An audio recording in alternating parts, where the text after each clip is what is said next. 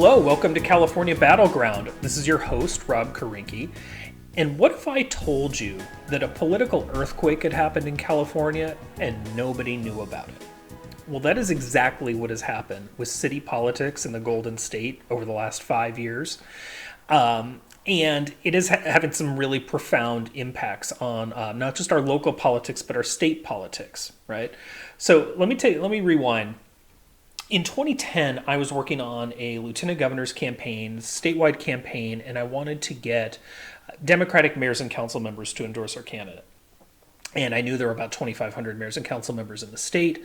I had a pretty good idea that a lot of them were Democrats, but I didn't know, who or where to look. I knew some people to ask. I started calling old colleagues of mine at the League of Cities, and I called people at the party, just trying to sort of patch together a list. I was able to put together like maybe 85 names, right? Again, like hundreds short of what the likely share was. So from that moment on, I and my colleagues at Grassroots Lab, we started tracking, a complete list of local government officials, by party and other kinds of indicators, gender, ethnicity, and so forth. I felt like, this was like the size of like a big high school, 2,500 folks. And, if a vice principal could keep track of 2,500 kids, we could probably keep track of 2,500 mayors and council members. And lo and behold, here 10 years on, we have 10 years of complete data. And some really remarkable things have taken place.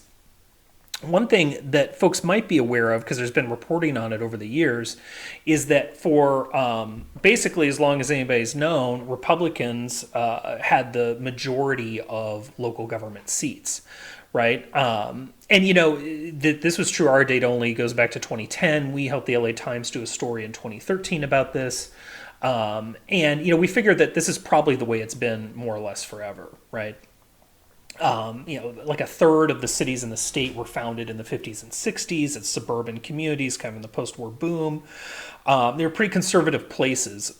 And, there were suburbs, right? And even progressive suburbs have not exactly covered themselves in glory over the years on housing and other kinds of issues. But, suffice to say, if your city had a Republican, kind of conservative majority in 2012, it's probably true in 1992 or 1982 and many years prior. So when we saw in 2016 this start to take a dramatic turn, we thought it was really very consequential because it had been a small but stable lead for Republicans for the last several years, a couple percentage points, but again, holding. Starting in 2016, the bottom falls out. And the GOP has basically been in total free fall at the local level and in these local government seats since then. And I think that that's remarkable for a few things. Of course, we know we're in a blue state. And a lot gets made of that, and it might seem logical that local government seats would follow suit, but that really, again, had not been the case. And local government has been, kind of fairly inoculated from a lot of those sort of macro trends. One, because of the issues at play and the way people sort of viewed their community and the way they voted for local government, because the seats themselves are kind of nominally nonpartisan. You wouldn't necessarily know, based at looking at the ballot, who's a Republican and who's a Democrat. But even in a cycle like 2012, where Democrats did really quite well at the state level and won supermajorities and so forth, they actually lost seats at the local level. So again, the local government trend had really bucked the statewide trend. Indeed, like the state GOP had it as a stated priority to protect, defend, and expand their share of seats at the local level because they knew that this is the pipeline to state government office, which kind of brings us to, why should you care that this is going on? Well, local government is the pipeline to state level office. I mean, even Eric Swalwell was saying on a Dublin City Council 10 or 12 years ago, obviously Gavin Newsom was a mayor, Kamala Harris was a city attorney, Dianne Feinstein was a county supervisor in San Francisco once upon a time. Historically, 2/3 to 3/4 of the state legislature comes from local government. And while, Democrats, it's become a little bit less so in recent years because of labor, right? Labor is kind of a way to sort of short circuit that path. It's very important for Republican local elected officials, and it really has been their sort of tried and true path. I mean, even Kevin McCarthy was a community college board member once upon a time. So local government as the pipeline is kind of one really kind of critical component, and the other again is the obviously the policy making that goes on at the local government level, which makes it quite important. So to see such a radical change and so quickly, Republicans have lost 10 percentage points in the last 5 years. That's hundreds of seats. And now Democrats have not only a plurality but a majority of the local government seats. Since the first time we've seen either party hold a majority. There's been a pretty good rise in no party preference office holders of neither party. It's nearly doubled in the last 10 years, but that does not account for all of the Republican losses. It's not merely Republicans changing to NPP and continuing to hold office. In fact, not only are the margins different, the people are, along with it, obviously also very different, and half of the mayors and council members are new in the last 5 years. We had 650 newly elected officials just last November. So it's not only changing profoundly, it's also changing really very rapidly. And we've talked about the what, we'll talk a little bit about the where. Where is this changing? It is changing everywhere. We looked at, at a county by county basis, how had the counties changed, as a matter of their mayors and council members over the last 10 years. And this is not a matter of like San Francisco and Los Angeles running up the margins, right? The city of San Francisco has not had a Republican on their county board of supervisors since the early 70s. LA typically had one in the San Fernando Valley, and that's now changed. You have a gentleman who used to be a Republican and an aide to a Republican council member who's technically NPP. But this phenomenon is all over the state. And it's most pronounced in some of the places that I think are the most consequential, which is the suburbs, right? So it's places like the East Bay Area, Santa Barbara, Ventura County, North Orange County, North San Diego County, the Inland Empire, large parts of the Central Valley. The places that are really hotly contested in terms of California state politics, away from the coasts, away from the big cities, that is where you're seeing some of the deepest and most profound changes. So Contra Costa County, as an example, it's still a pretty conservative place in a lot of regards, though they typically vote Democratic at the top of the ticket. Still pretty conservative. I know because I grew up there.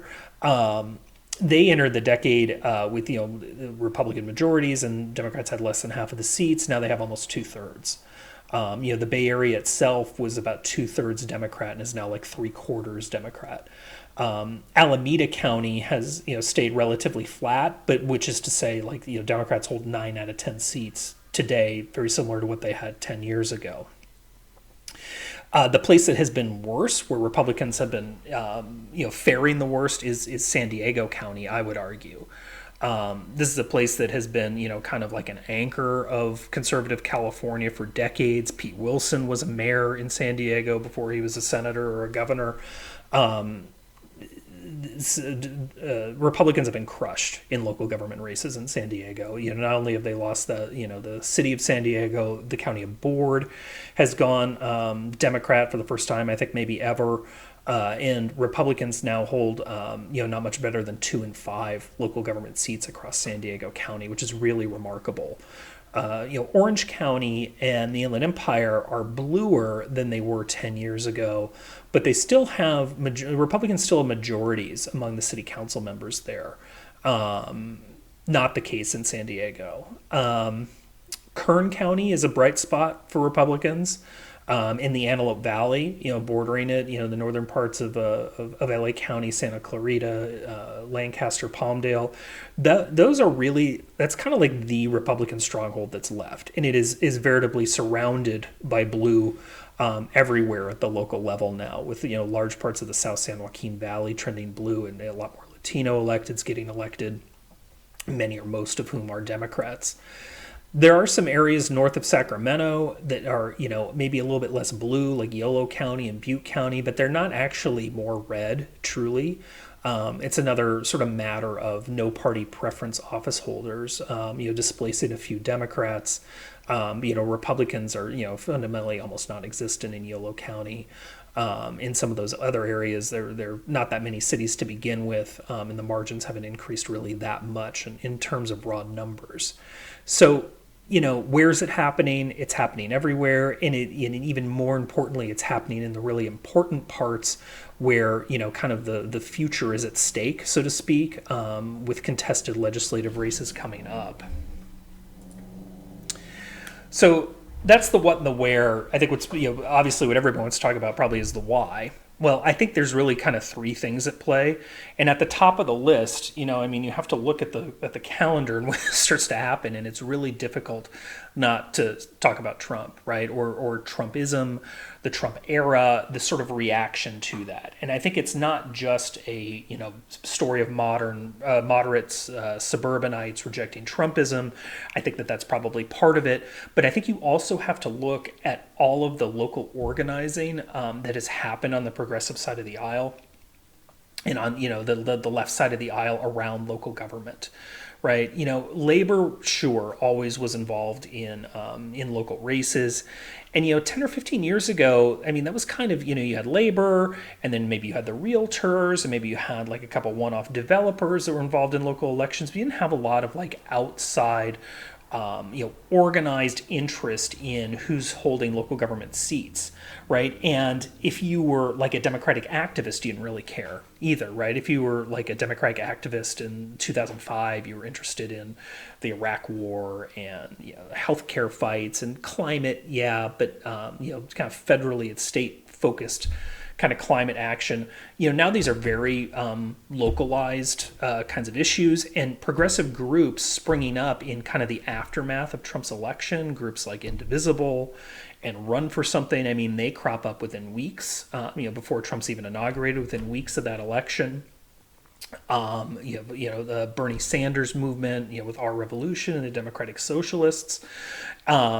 All of those are galvanized by the emergence of Trump. And what is their playbook for like resistance in the Trump era? It is run for office locally and get engaged in local offices, right? And that has really borne out.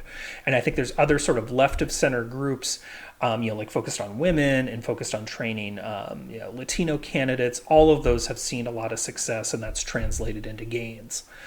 There have also been really important structural changes to our elections. And so if you're, kind of on the conservative side, I think you might take some solace that the ground has shifted a little bit in ways that are, basically unfavorable to conservatives. One is district elections. Over 120 cities have moved to district-based elections just in the last 4 years. And that's just a happenstance of when a lot of the lawsuits matured around that. That has certainly elected more Latino candidates. It hasn't been a silver bullet for diversifying city councils, but it has had an impact. But one thing it has definitely done is elected a lot more Democrats. And we'll probably unpack a little bit more of that in a later episode. But you have very small scale elections in in some instances where grassroots type candidates are a lot more viable. Kind of nullifies the impact of outside money. We're definitely seeing, a lot more Democrats being successful in a lot of those cities. I think about a city like Corona. You would think a very conservative place has gone to districts and now is electing Democrats. Costa Mesa is probably the lighthouse example. That was a place that was like an absolute flashpoint for conservative activism 10 or 12 years ago around pensions and they became a rule of law city when the neighboring cities were sanctuary cities. It was a launching pad for, one of their council members became a state legislator. Now they've gone to districts and they have a Latino, I think a Latino majority council, definitely a Democratic majority council. And they have a woman Democratic mayor who herself is, run competitively anyway for higher office. The districts have had a big change. Also consolidation, right? Once upon a time you had almost all of the cities in LA County, a lot of cities in places like Marin County and in the Central Valley that had off-cycle elections that happened in odd years away from the general election, nominally to like give, oxygen to local issues and sort of separate them and keep them at a remove from the partisan politics of general elections. The impact of that was very low turnout elections in ones in which conservatives were a lot more viable because you had an older electorate, more conservative electorate, more homeowners, that kind of thing. Now state law has compelled virtually every city to move into the normal cycle of elections. And you've dramatically expanded the electorate for a lot of folks. I was looking at the city of Carson. They had a mayoral race 6 years ago with 25,000 votes cast. The city has about 100,000 residents. Those same two people were on the ballot last year with some other candidates, including an incumbent in the winter got 25,000 votes or more. So you could see that there's an exponential increase in the size of people who are voting for you. That's a younger, it's a more progressive electorate. And which brings me to my third point. What are those younger, more progressive voters focused on? Again, they're focused on issues that are increasingly local government issues, and they're actively engaged. It's not a passive thing where they're like, "Oh, I'm here to vote for president," and I'll see like who's down here, and maybe I like their ballot label or whatever. No, like a lot of the issues that are galvanizing behavior at the top of the ticket are actually local government issues, really. You think about like housing and homelessness, people are now waking up to the fact that those are local government issues. And I've seen people kids on Twitter making memes about the RHNA process, the Regional Housing Needs Assessment. I mean, that's a pretty clear sign, that these things are trickling down and sort of penetrating.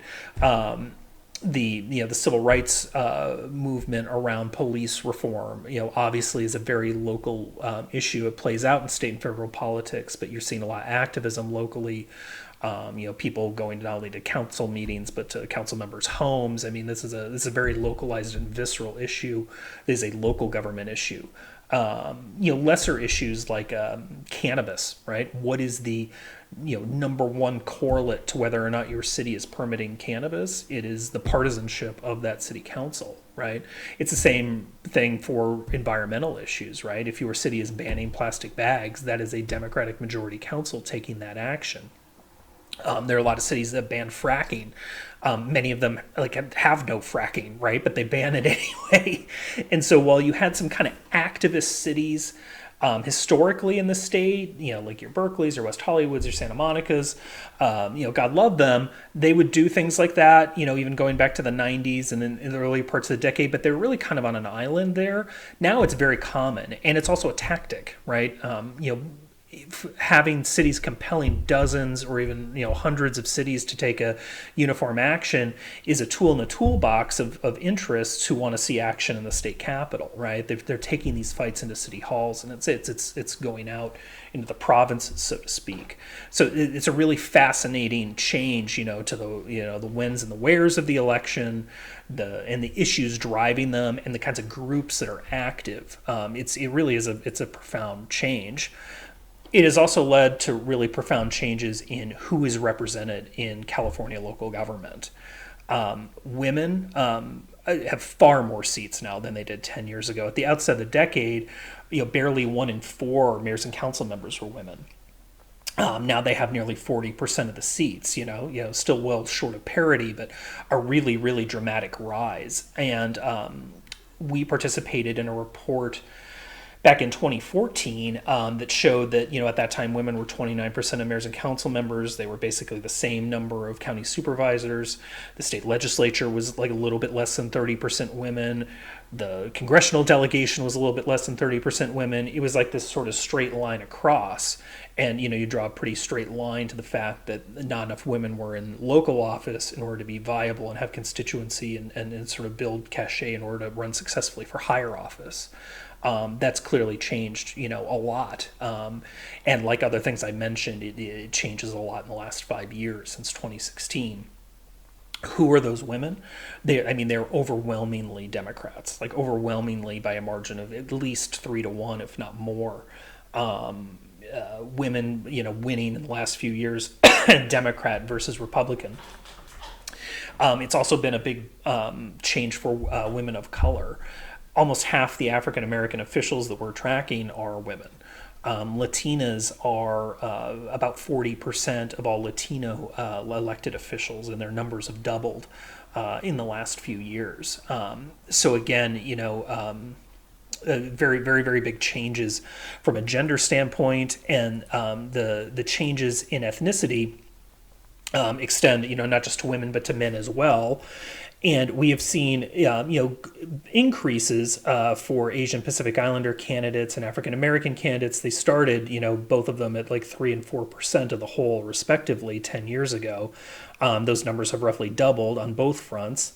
But the rise in Latino elected officials, they have risen from about 15% 10 years ago to over 20 now, and almost 25%. That actually is a pretty good mirror reflection of the increase in Latino participation as a share of the electorate in the last 5 years. And again, this is a very pronounced movement since 2016, and difficult to ignore the national political dynamics, and their impact, way down at the local level in terms of what's been galvanized in terms of who's running and who's running successfully. So, all in all, a pretty remarkable time, I think, in local government. I talked about a lot of numbers in this episode, and all of the graphs and charts and a lot more writing on all of this is available at californiacitynews.org, where we originally published this report. But I want to kind of come back to, the implications for this, and this is something that, I'll delve into more in a subsequent episode, is, the changes at the local level. It's not just sort of like a wonky political science, like, oh, that's like kind of interesting. It actually is a really important change, right? Almost half of the legislature is going to term out in the next 4 or 5 years. And as I think I've already sort of belabored, the people replacing them are sitting on city councils right now. Also, the issues that California voters demonstrably care about and care about quite deeply are local government issues. And it's not just housing and policing, the way the public health issues have played out in the pandemic in the last year. That has really kind of splintered reaction at the local level, and I think will play out in a very significant way in the upcoming cycle. And all of which is to say, I think it's a super fascinating time in local government. I hope you do too. I hope you've enjoyed this kind of like mini deep dive into what's been going on there, and I hope you walk away with the fact that it's something that is really kind of earth-shattering what's been going on. And I will look forward to talking to you about it more, hopefully very soon. Thank you.